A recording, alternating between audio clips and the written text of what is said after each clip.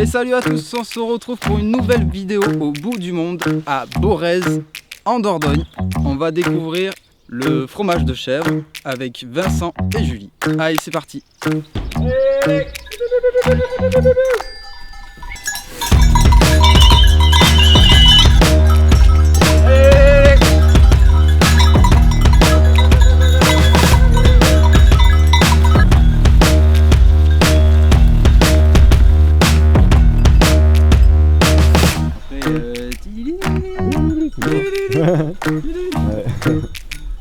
On était dans le Béarn, tu vois, c'était Saille. Saille. Ouais. Chaque région elle a son petit truc. Je sais que dans le Lot c'est Ben. Ben. Ouais. Chaque région de Berger. En Dordogne c'est... Bon non, là c'est moi. Ah ok, du monde.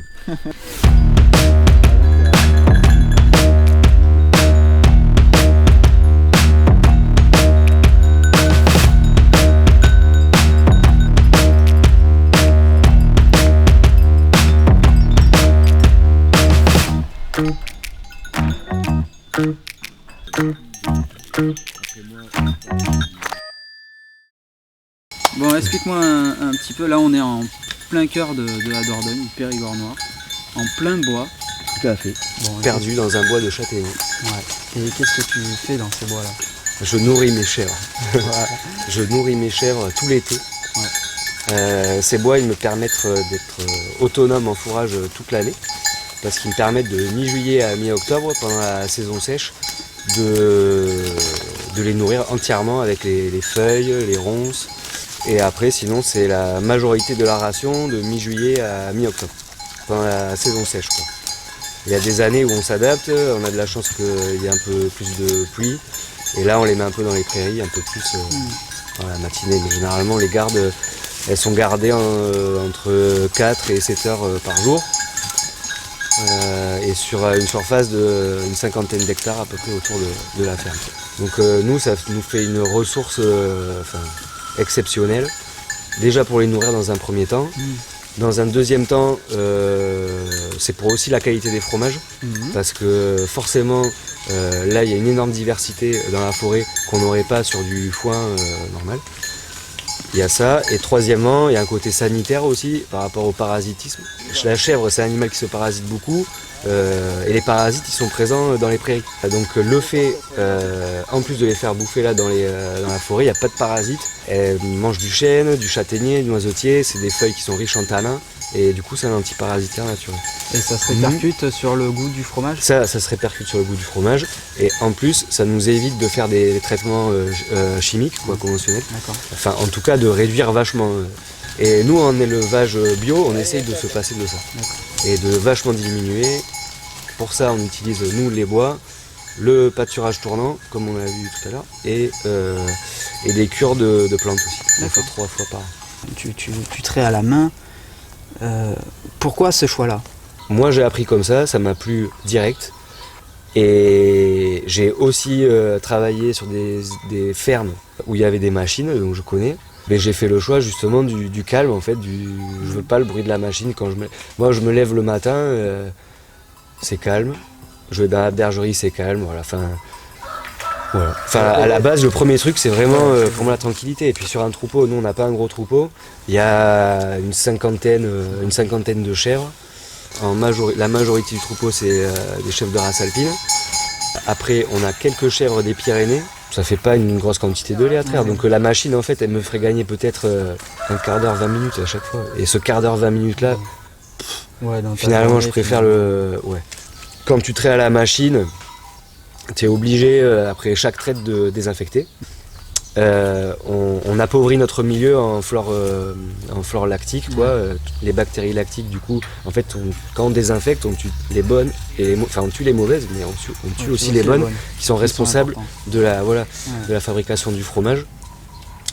Donc nous, avec notre petit seau de traite, en fait, on traite directement, une fois que le seau, c'est-à-dire 10 litres est plein, on filtre directement le lait.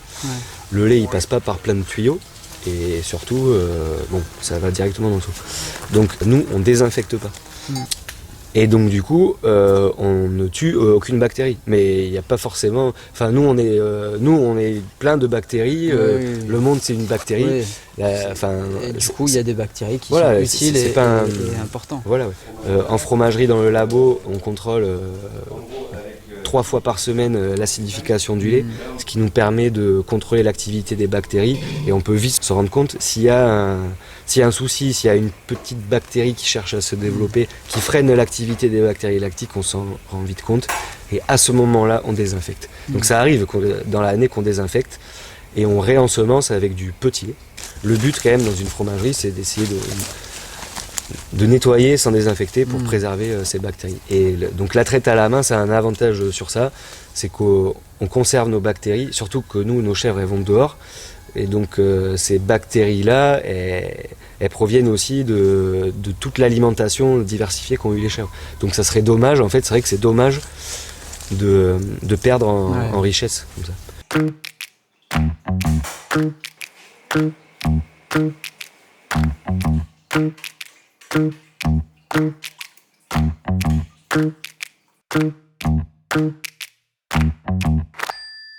Alors Julie, tu as le Borézien, c'est une spécialité du coup de chez toi, de chez nous.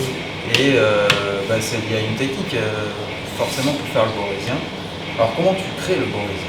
Et bien du coup c'est un cahier lactique, c'est la même base que pour les cabecous et tout ça, sauf qu'on les moule à la louche, mais avec des tranches très fines à l'écumoire, en fait. Ce qui permet de faire un fromage plus fondant en fait, plus crémeux et plus fondant. D'accord. Et alors il y a encore le lait qui est là, qui est présent, qui lui va en quelque sorte s'évaporer ou il va s'intégrer avec le lait en fait avec la présure ça va cailler, ouais. Ça va faire et on appelle ça un cahier lactique parce que ça caille en 24 heures, c'est pareil que pour les cabecous, les crottins. Et du coup après on n'a plus qu'à le mouler, entre 20 et 24 heures on le moule. Et avec l'action de la présure il s'est caillé, il s'est formé et on n'a plus qu'à le mouler. Ok. 20-24 heures. Donc forcément là tu remplis les moules, vraiment à ras-bord, mais au final ça va être... et au final ça donne déjà ça, le lendemain. Ouais. Et après ça va donner... donc du coup on perd de la moitié. Et c'est le petit lait qui s'évapore. Ah, okay. Ouais. Tout le petit lait s'évapore. Et le fait de faire des tranches fines, il s'évapore plus et du coup ça donne plus de crème en fait. Ok. Bon, tu me montres comment on fait? Oui. Allez, c'est parti.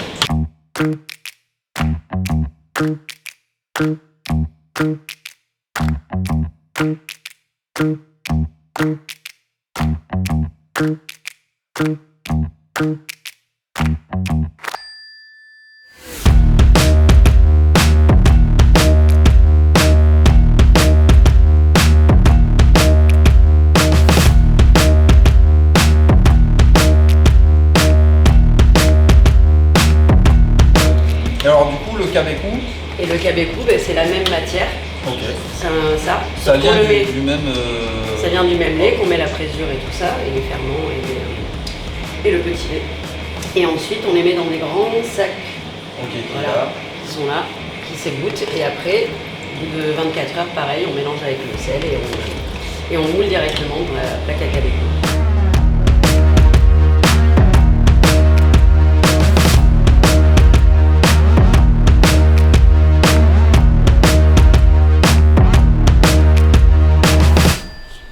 Vincent, du coup, tu nous as montré, enfin Julie m'a montré comment fabriquer le Borézien, le cabecou, mais voilà, maintenant tu me présentes tes produits finis, à quoi ça ressemble. Voilà, après tout ça, et ben du coup, donc ça c'est le Borézien, là on a le cabecou, un crottin au poivre, et là c'est la tome de chèvre du coup, qui est affinée 2 mois. Et la tome, ça, en fait, c'est les premiers fromages qu'on a appris à faire. À l'époque, quand on était salarié dans les Pyrénées. On appelle ça un cahier type présure. Donc, le lait, au lieu de cailler en 20-24 heures, là, il va cailler en 40 minutes. Voilà. Parce que tu fais chauffer, en fait. Parce que le lait, voilà, il est chauffé à 30... il est emprésuré à 32 degrés. Alors que le lait, pour les cahiers lactiques, on est autour de 20. Oui. Donc l'action de la chaleur, déjà, ça va faire cailler un peu plus et on met un peu plus de présure aussi. C'est parti. Allez. Alors, On va commencer. Bon alors les fromages ils sont tous ils sont assez frais on va dire. On va commencer par le Québécois. Donc, le Québécois, c'est le fromage traditionnel du secteur. Voilà. Ouais, mais... Moi j'aime bien quand même. Ah ouais, nickel. Après on a notre ami au poivre là.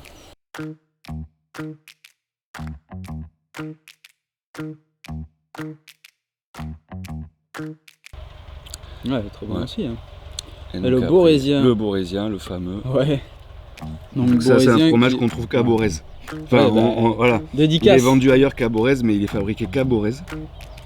C'est la recette, la fameuse technique de faire des tranches fines. Là, il est bien sûr frais. Le but, c'est quand même, nous, quand on le vend à 2 semaines d'affinage, bon là, il a qu'une semaine. D'accord. C'est qu'il soit crémeux là sur les bords. Et c'est les fromages qui sont les plus forts, enfin, quand ils sont vendus à 2 semaines.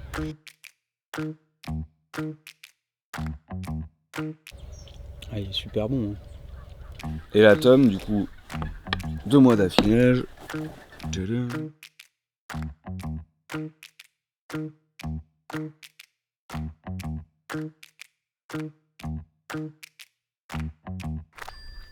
Voilà. Oh, ça c'est top.